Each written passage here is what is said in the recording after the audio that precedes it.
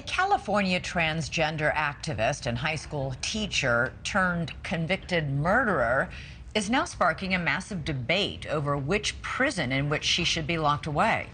Dana Rivers is set to spend the rest of her life behind bars for the brutal murders of a family in Northern California. But the outcry over the killings is turning to outrage as activists oppose to Rivers' right to be housed in a women's prison because she was born a male. NewsNation correspondent Nancy Loo joins me now. Nancy, this is turning out to be something of a battle between transgender rights and women's rights here, right?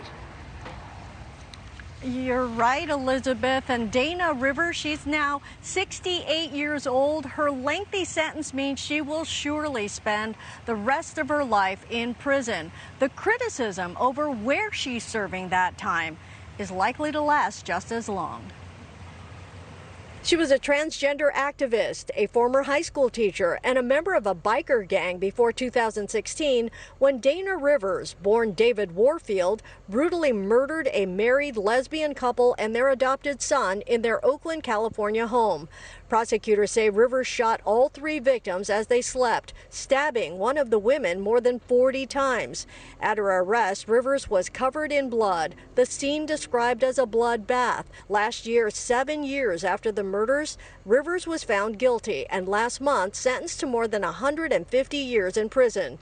Her choice, the Central California Women's Facility, a prison housing more than 2,300 women and sparking outrage among some activists. Among the biggest critics, Women's Declaration International, which describes itself as dedicated to protecting women's sex-based rights over gender identity. Dana Rivers is a man, and it is the position of Women's Declaration International globally that it's inappropriate to house male prisoners with female prisoners. The Central California Women's Facility, located in Chowchilla, is the largest women's prison in the world. And according to a former inmate, the living conditions are tight and tough. Well, I spent 5 years inside that prison, so I'm pretty well informed as far as how it works. This is a place that has 8-person cells. So there's 4 bunks and everybody has to cohabitate like that.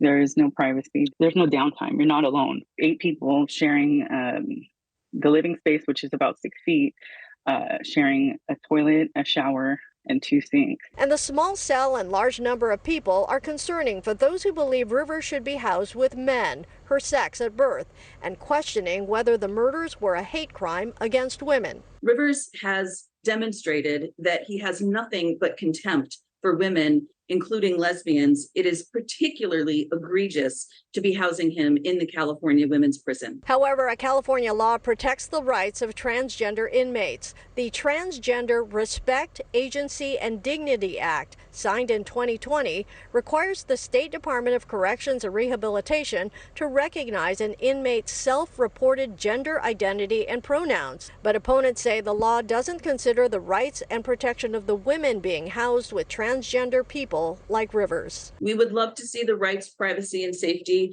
of women and girls as a sex class enshrined in law all over the country at both the federal and state levels. We would like to see the bill that permits Mr. Rivers to be housed in the California Women's Prison repealed, and we would like to see him move back to a male prison. Across the country, transgender inmates are often incarcerated in facilities based on their sex assigned at birth, not their gender identity.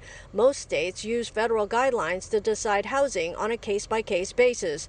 But studies show housing transgender women with men can be dangerous. The Federal Bureau of Justice statistics found roughly 40% of trans inmates are sexually assaulted in prison, and transgender prisoners are victimized at rates nearly 10 times those of other prisoners.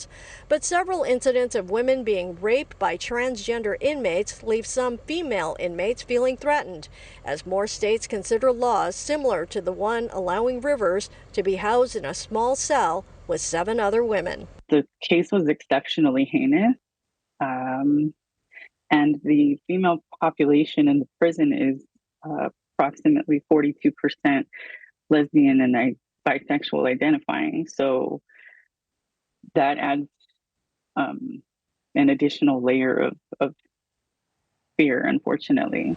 Thank you for watching. Go to newsnationnow.com to find NewsNation on your television provider. And don't forget to click the red subscribe button below to get more of NewsNation's fact-driven, unbiased coverage.